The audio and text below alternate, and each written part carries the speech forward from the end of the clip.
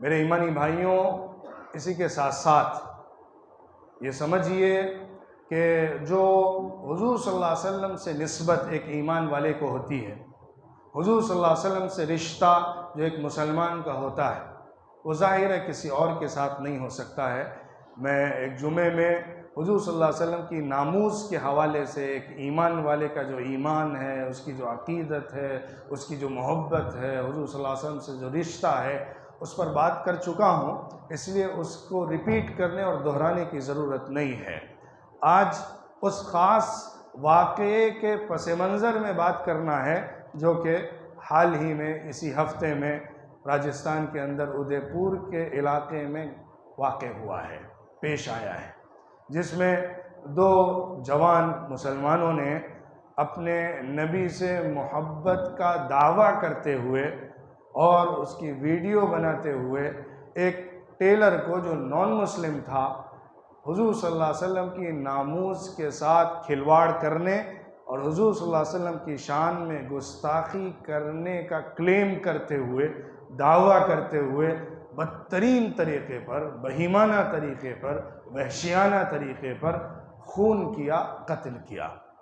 ظاہر ہے یہ واقعہ ہمارے آج کے ملک کے حالات میں بہت ہی سنگین بن کر سامنے آیا، اور اس پر جس طرح سے بحث ہوئی، چرچا ہوئی، میڈیا کے اندر جس طرح اچھالا گیا اور پورے مسلمانوں کو اس کے ذریعے سے نشانہ بنایا جانے لگا، وہ بہت خراب صورتحال تھی اور مسلمانوں کے لیے بڑی تکلیف کی بات تھی۔ کچھ اصولی باتیں ہیں، کچھ اہم باتیں ہیں جو ہمیں اپنی نگاہ میں رکھنی چاہیے۔ دیکھیے، حضور صلی اللہ علیہ وسلم سے جو محبت ہے وہ ایک ایمان والے کے نزدیک ساری محبتوں سے بڑھ کر ہے۔ حضور صلی اللہ علیہ وسلم کے لیے ہماری جان بھی قربان، ہمارا مال بھی قربان، اور یہ ہمارے ایمان کا ایک اہم ترین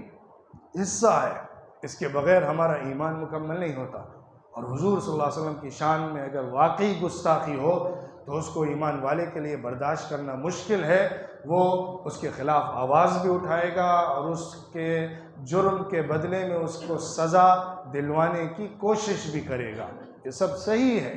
ایک ایمان والے کے ایمان کا تقاضا ہے، لیکن کیا اس کی بنیاد پر قانون ہاتھ میں لے کر کسی کے ساتھ زیادتی کرنا، کیا اسلام اس کی اجازت دیتا ہے؟ کیا شریعت اس کی اجازت دیتی ہے؟ کیا قرآن اس کو قبول کرتا ہے؟ کیا حضور صلی اللہ علیہ وسلم نے اس کو پسند کیا ہے؟ یہ وہ سوالات ہیں جن کا جواب ہمیں تلاش کرنا پڑے گا۔ دیکھیے، ایک طرف تو ملک کے قانون کی بات ہے، ملک کے قانون کے اعتبار سے تو یہ سراسر ظلم، زیادتی، غلط قدم ہے اور اس پر سزا بنتی ہے، لیکن اسلام کے اعتبار سے بھی اگر میں بیان کروں تو اسلام کے اعتبار سے میں پورے اطمینان اور پوری قوت کے ساتھ کہہ سکتا ہوں یہ بالکل غیر شرعی، غیر اسلامی، غیر نبوی طریقہ ہے۔ اسلام اس کو نہ پسند کرتا ہے، نہ قبول کرتا ہے، نہ اس کی دعوت دیتا ہے، نہ اس کو کسی طور پر برداشت کرتا ہے۔ ایک معاملہ حضور صلی اللہ علیہ وسلم کی شان میں گستاخی پر طے شدہ سزا کا ہے۔ اس کی سزا کیا ہوتی ہے؟ شریعہ رول کے اندر کیا سزا اس کی ہوگی؟ یہ ایک ڈیبیٹ کا موضوع ہے، اس پر کئی اوپینینز بھی ہیں، الگ الگ رائے ہیں کہ اگر مسلمان نے کیا ہے تو کیا حکم ہے، نان مسلم نے کیا ہے تو کیا حکم ہے، لیکن خوب یاد رکھیے تمام ڈیٹیلز اور تفصیلات اس ملک کے اندر ہیں جہاں پر اسلامی حکومت قائم ہو، جہاں پر حضور صلی اللہ علیہ وسلم کو بطور نبی اور لیڈر اور قائد مانا گیا ہو، جہاں پر حضور صلی اللہ علیہ وسلم کی شریعت کو پریکٹیکلی نافذ کیا گیا ہو، وہاں یہ حکم لاگو ہوگا جو کہ ڈیٹیلز میں بتایا جاتا ہے۔ حدیں، جن کو شریعت کی اصطلاح میں حد کہا جاتا ہے، جو سزائیں ہیں بڑے بڑے جرموں کی، قتل کی سزا، ہاتھ پیر کاٹنے کی سزا، چوری کرنے پر ہاتھ کاٹ دینے کی سزا، یہ ساری سزائیں مکے میں نافذ نہیں کی جاتی تھیں، یہ ساری سزائیں مدینے کے ابتدائی پیریڈز میں نافذ نہیں کی گئی ہیں۔ جب پورا اسلام مکمل طور پر ثابت ہو گیا اور اسلامک سوسائٹی بنا دی گئی، اس کے بعد پھر حدوں کو لایا گیا تاکہ جو اسلام نے پرنسپلز دیے ہیں اس کو کمپلیٹلی فالو کیا جائے لوگوں کی تربیت کرنے کے بعد۔ لوگوں نے جب اسلام کو قبول کیا، حضور صلی اللہ علیہ وسلم کی شریعت کو پسند کیا اور ان کی تربیت ہو گئی، اس کے بعد پھر یہ سزائیں طے کی گئیں جو کہ حدود کے نام سے یاد کی جاتی ہیں یا ذکر کی جاتی ہیں۔ اس لیے کسی اسلامک پوائنٹ آف ویو سے نان میچیورڈ سوسائٹی کے اندر یا ملٹی کلچرل سوسائٹی کے اندر شریعت کے ان رولز کو پیش کرنا یا اس کی روشنی میں فیصلے کرنا شریعت کی روح کے خلاف ہے اور اسلام کی ترجمانی کے بالکل اگینسٹ ہے اور حضور صلی اللہ علیہ وسلم کے طریقے اور سیرت کے خلاف ہے۔ حضور صلی اللہ علیہ وسلم نے جس طرح سے لوگوں کو تیار کیا، ان کی تربیت کی، ان کو اچھے ماحول کے اندر رکھ کر ان کو صحیح اسلامی ویلیوز عطا کی، اس کے بعد پھر وہ وقت آیا آخر دور میں حضور صلی اللہ علیہ وسلم کی زندگی کے کہ سزائیں طے کر کے دی گئیں کہ اسلامی اگر نفاذ شریعت کا کیا جائے گا تو اس وقت اس ملک کے اندر لوگوں کو ان اصولوں کو مان کر چلنا ہوگا اور اس کا اگر کوئی وائلیشن کرے گا، خلاف ورزی ہوگی تو اس پر یہ سزائیں ہوں گی۔ اس کے بعد ایک بات اور سمجھنے کی ہے، پوری حضور صلی اللہ علیہ وسلم کی زندگی میں دشمنوں نے حضور صلی اللہ علیہ وسلم کو جسمانی تکلیف تو دی ہی، حضور صلی اللہ علیہ وسلم اس سے جنگیں بھی کی، جنگ احد کے اندر تو حضور صلی اللہ علیہ وسلم کا خون بھی بہا، دانت بھی ٹوٹے، دندان مبارک شہید ہوئے، حضور صلی اللہ علیہ وسلم کے سر پر چوٹ آئی، خون بہا، طائف کی سرزمین پر حضور صلی اللہ علیہ وسلم کے قدموں سے خون بہتے بہتے آپ کی چپل سے قدم ایسے چپک گئے کہ قدم اٹھانا مشکل ہو گیا، حضور صلی اللہ علیہ وسلم کو خون آلود کیا گیا۔ اس سب کے ساتھ ساتھ حضور صلی اللہ علیہ وسلم کے لیے جس طرح سے بدگوئی کی جاتی تھی، جس طرح حضور صلی اللہ علیہ وسلم کے خلاف غلط زبان کا استعمال ہوتا تھا، مکے کا میڈیا جس طرح سے حضور صلی اللہ علیہ وسلم کے خلاف پروپیگنڈا کر رہا تھا، جو ٹائٹل دے رہا تھا، جو شاعر ہوتے تھے وہ جس طرح سے ہجو کرتے تھے، حضور صلی اللہ علیہ وسلم کے خلاف باتیں کرتے تھے، کبھی حضور صلی اللہ علیہ وسلم نے اس کو لے کر مدعا نہیں بنایا اور اس کی بنیاد پر لوگوں کو قتل نہیں کیا۔ حضور اکرم صلی اللہ علیہ وسلم نے ہمیشہ اپنی رحمت کا ثبوت دیا۔ حضور صلی اللہ علیہ وسلم کی مرسی، حضور کی رحمت وہی دنیا کے سامنے حضور صلی اللہ علیہ وسلم کی طرف سے آئی ہے۔ ایک آدمی ہے، اگر وہ کوئی بات کرتا ہے تو اس کے دو اینگلز ہو سکتے ہیں۔ ایک تو وہ ناسمجھی کی وجہ سے کر رہا ہے، وہ جانتا نہیں ہے، اسے صحیح علم نہیں ہے یا اسے صحیح بات معلوم نہیں ہوئی ہے جس کی وجہ سے وہ ایسی بات کرتا ہے۔ دوسرا اینگل یہ ہے کہ وہ جان بوجھ کر نشانہ بنانے کے لیے اور نقصان پہنچانے کے لیے، ان کی شبیہ خراب کرنے کے لیے جانتے بوجھتے کرتا ہے۔ یاد رکھیے دونوں طرح کے لوگ ہوتے ہیں اور ہر معاشرے کے اندر دونوں طرح کی باتیں پیش آتی ہیں، لیکن ہر چیز کا ایک ضابطہ بنایا گیا ہے کہ تم کس ضابطے سے اپنی کس چیز کو حاصل کرو گے۔ اگر کوئی آدمی ناسمجھی سے کر رہا ہے تو یہ ذمہ داری تمہاری ہے کہ تم اس کو صحیح بات سمجھاؤ۔ اگر کوئی اسلام پر اعتراض کر رہا ہے، اگر کوئی کوئسچنز ریز کر رہا ہے، اگر کئی آبجیکشنز بیان کر رہا ہے تو تمہاری ذمہ داری ہے کہ تم اس کو کلیریفائی کرو،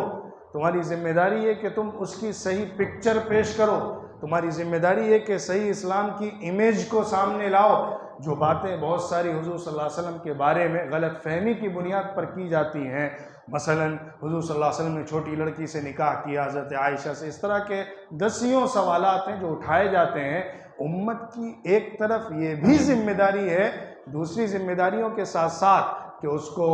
اس کے خلاف آواز اٹھانا اور اس طرح جو سینٹیمنٹس کو چھیڑتا ہے اس کے خلاف قانونی کارروائی کروانا، وہ سب تو ہے ہی، لیکن جو ایک طرف اہم ترین پہلو ہے جس کی طرف ہم نگاہ بھی نہیں کرتے ہیں وہ یہ ہے کہ اسلام کو صحیح طور پر پیش بھی کریں۔ اس کے ذریعے سے جو بہت سارے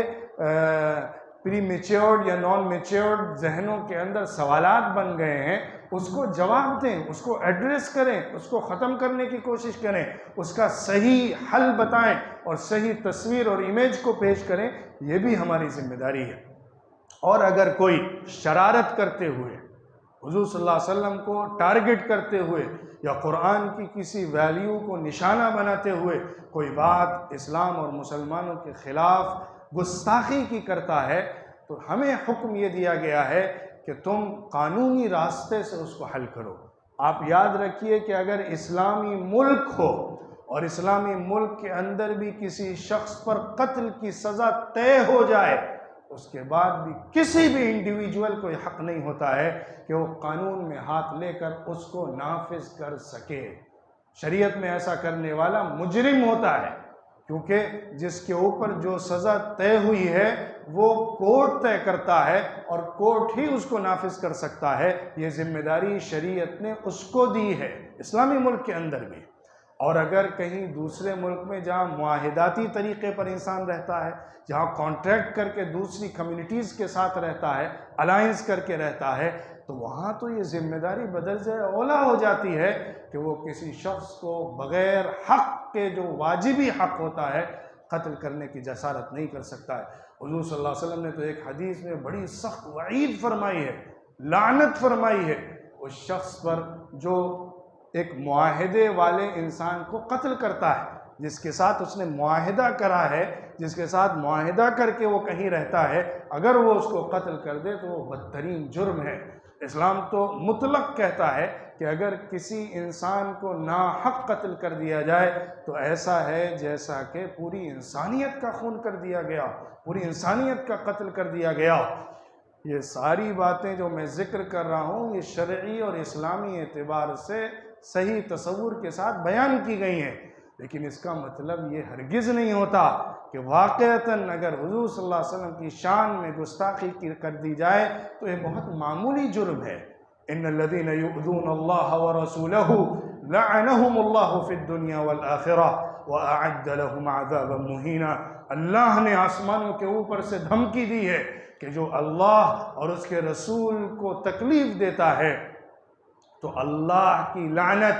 اس کے اوپر دنیا میں بھی ہے، آخرت میں بھی ہے۔ اللہ کی پھٹکار، اللہ کا غضب، اللہ کی ناراضگی، اللہ کا غصہ اس کے اوپر دنیا میں بھی ہے اور آخرت میں بھی رہے گا۔ اور یاد رکھو ذلیل کر دینے والا عذاب اللہ نے اس کے لیے تیار کیا ہوا ہے۔ دنیا میں حساب چکے نہ چکے، آخرت میں اللہ حساب ضرور چکائے گا اور ایسا عذاب دے گا کہ وہاں پر ناک رگڑ دی جائے گی اور ذلت ہی منہ کو آئے گی۔ جس نے بڑی عزت محسوس کرتے ہوئے حضور صلی اللہ علیہ وسلم کو ذلیل کرنا چاہا، اللہ قیامت میں اسے سب کے سامنے ذلیل کرے گا اور ایسی سزا دے گا کہ وہ بدترین ذلت کا شکار ہوگا۔ یہ اللہ کا فیصلہ ہے،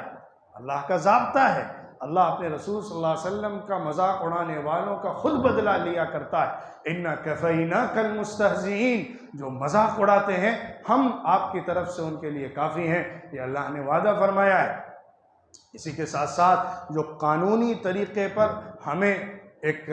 مسلمانوں کے اس اہم ترین ایشو کے لیے جو اسٹیپس لینے چاہیے، جو قدم بڑھانے چاہیے، وہ ضرور لینے ہیں۔ اس کے بغیر ظاہر ہے کہ ہم کسی معاہداتی ملک میں دوسری کمیونٹیز کے ساتھ کانٹیکٹ کر کے نہیں رہ سکتے۔ اگر ہمارے دین پر حملہ ہو جائے، ہمارے عقیدے پر حملہ ہو جائے، ہماری سب سے بزرگ شخصیت پر حملہ ہو جائے تو ہم اس کو برداشت کر کے خاموش نہیں بیٹھ سکتے ہیں، لیکن اس کا مطلب یہ نہیں ہوتا کہ ہم اس کو بنیاد بنا کر ظلم کا راستہ اختیار کر لیں۔ اسلام ظلم کو پسند نہیں کرتا۔ اسلام برائی کا بدلہ اسی کے برابر دینے کی تو اجازت دیتا ہے، لیکن اس کے بدلے میں تم کسی اور ظلم کا ارتکاب کر لو، اللہ اس کی اجازت نہیں دیتا۔ اور یاد رکھیے اللہ نے تو قرآن میں ہم کو یہاں تک منع کر دیا ہے کہ تم دوسروں کے معبودوں کو بھی گالی مت دیا کرو۔ وَلَا تَسُبُّوا الَّذِينَ يَدْعُونَ مِن دُونِ اللَّهِ فَيَسُبُّوا اللَّهَ عَدْوًا بِغَيْرِ عِلْمٍ، تم لوگ ان لوگوں کو گالی مت دو جن کو یہ لوگ اللہ کے علاوہ پکارتے ہیں، اللہ کو چھوڑ کر دوسروں کی عبادت کرتے ہیں، ان کے بھگوان ہیں، ان کے دیوی دیوتا ہیں، ان کے معبود ہیں، آئیڈلز ہیں، تم ان کو بھی برا اور گالی گلوچ کے ساتھ مت پکارو، کیونکہ یہ لوگ بھی پلٹ کے اللہ کو گالی دیں گے، اللہ کو پسند نہیں ہے۔ اس لیے ہمیں یہ حکم دیا گیا ہے کہ ہم ایک طرف اپنے حق کو حاصل کریں، اپنے قانونی حق کا تحفظ کریں اور اپنے رسول صلی اللہ علیہ وسلم کا دفاع کریں اور اپنی بزرگ شخصیات کے احترام کو ثابت رکھیں، لیکن اس کے ساتھ ساتھ کسی غلط قدم کو مت اٹھائیں جس سے کہ اسلام کی تصویر غلط پیش ہوتی ہے۔ دین کا نام لے کر، مذہب کا نام لے کر انفرادی طور پہ یا کسی جماعت کے ذریعے سے، کسی آرگنائزیشن کے ذریعے سے اگر کوئی ظالمانہ قدم یا قتل کا قدم اٹھایا جاتا ہے تو قانون ملک کا جو ہے اس سے پہلے اسلام ہی اس کو کنڈم کرتا ہے۔ لیکن اس موقع پر اس بات کے ساتھ ساتھ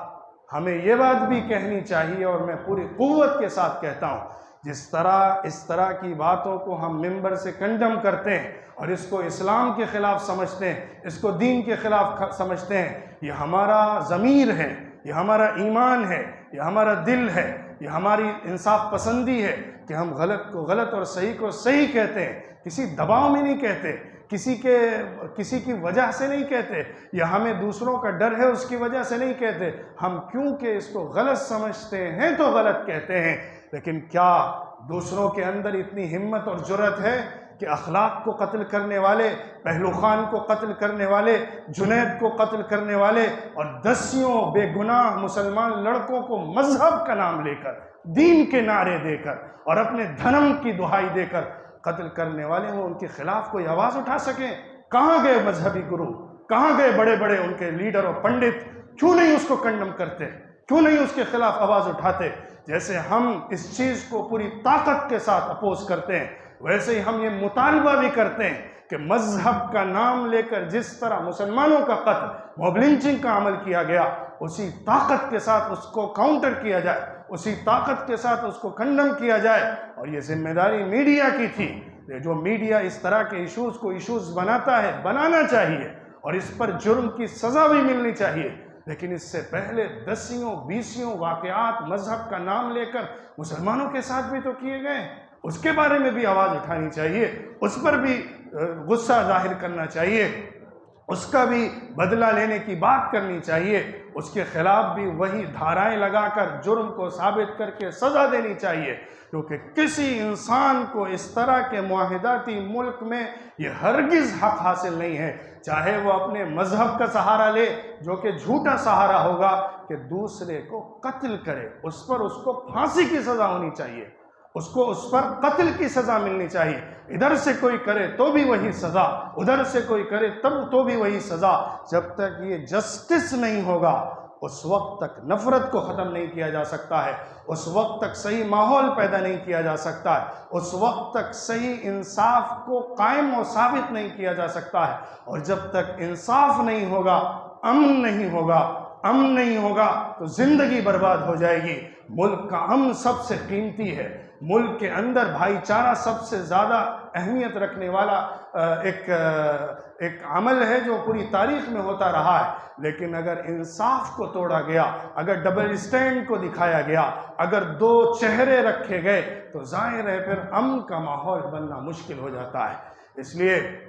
ہمیں پورے تناظر میں باتوں کو سمجھنا چاہیے اور اپنی آواز، اپنی طاقت صحیح جگہ پر، صحیح طریقے پر رکھنی چاہیے۔ لیکن ہم کبھی بھی کسی غلط قدم کی حمایت نہیں کر سکتے، یا کسی غلط اقدام کو اپریشیٹ نہیں کر سکتے، یا کسی غیر اسلامی طریقے کو پسند نہیں کر سکتے۔ ملک کے قانون کے خلاف ہو تو ظاہر ہے ہم اس کو کنڈم کریں گے، لیکن اس سے پہلے اسلام کے بھی خلاف وہ ہوتا ہے، کیونکہ اسلام کسی ایسی چیز کو پسند نہیں کرتا جو کہ تمہارے معاہدے کے خلاف ہو، جو کہ تمہارے ایک دوسرے کے ساتھ مل کر رہنے کے اصولوں اور پرنسپلز کے خلاف ہو۔ اسلام اس کو قبول نہیں کرتا، قانون بھی اس کو قبول نہیں کرتا، لہٰذا اس طرح کی کسی بھی بات کو نہ قبول کیا جا سکتا ہے، نہ اس کو کسی طور پر بھی باقی رکھنے کی گنجائش ہمارے ملک میں اور ہمارے اسلامی سماج کے اندر اور اسلامی کلچر کے اندر رہنی چاہیے۔ لیکن اس کے ساتھ ساتھ خوب یاد رکھیے کہ ہم اپنی بات کو، اپنی طاقت کو، اپنے حق کو صحیح راستے سے حاصل کریں۔ ایسا نہ ہو کہ ہم اپنے حق کو چھوڑنے والے بن جائیں۔ ہمیں اپنا حق حاصل کرنا ہے، لیکن صحیح راستے سے حق حاصل کرنا ہے، صحیح بنیادوں پر اپنے حق کو منوانا ہے۔ لیکن یاد رکھیے، اگر کوئی یہ سمجھتا ہے، یہ سوچتا ہے کہ انصاف کیونکہ نہیں ملتا ہے اس لیے انصاف ہمیں خود ہی دے دینا ہے، اگر کہیں سے اس کو سزا نہیں ملتی ہے تو سزا ہم کو دے دینا ہے، اللہ نے اس کا پابند نہیں بنایا ہے، اللہ نے اس کا مطالبہ نہیں کیا ہے۔ اللہ نے آخرت اسی لیے رکھی ہوئی ہے کہ دنیا میں جو انجسٹس ہوتا ہے، آخرت میں اللہ اس کا جسٹس دے گا۔ اللہ آخرت میں اس کا بدلہ عطا کرے گا۔ تم ظاہر ہے ہاتھ پر ہاتھ دھر کے مت بیٹھو، لیکن کسی طریقے پر بھی قانون کو ہاتھ میں لے کر انارکی اور فساد مت پیدا کرو۔ دونوں باتیں اپنی جگہ اہم ہیں، دونوں باتوں کو اپنے اپنے مقام پر سمجھنا ضروری ہے، تاکہ ہم صحیح اسلام کے تصور کو پیش بھی کر سکیں اور اسلام کو صحیح امیج کے ساتھ سامنے لا سکیں، اور اپنے انصاف کی حق کی آواز بھی اٹھا سکیں، اور اسلام کی صحیح نمائندگی کرتے ہوئے اسلام کا صحیح تصور لوگوں کے سامنے پیش کر سکیں۔ اللہ تعالیٰ ہمیں ان سنگین حالات سے نکالے، اور اس طرح کے جو واقعات ہوتے ہیں ان سے ہم سب کو بچائے، اور جو زیادتی کرنے والے ہیں ان کو ان کی زیادتیوں کا بدلہ نصیب فرمائے، اور جو حق مانگنے والے اور حق چاہنے والے ہیں ان کو حق ملے۔ وآخر دعوانا ان الحمد للہ رب العالمین۔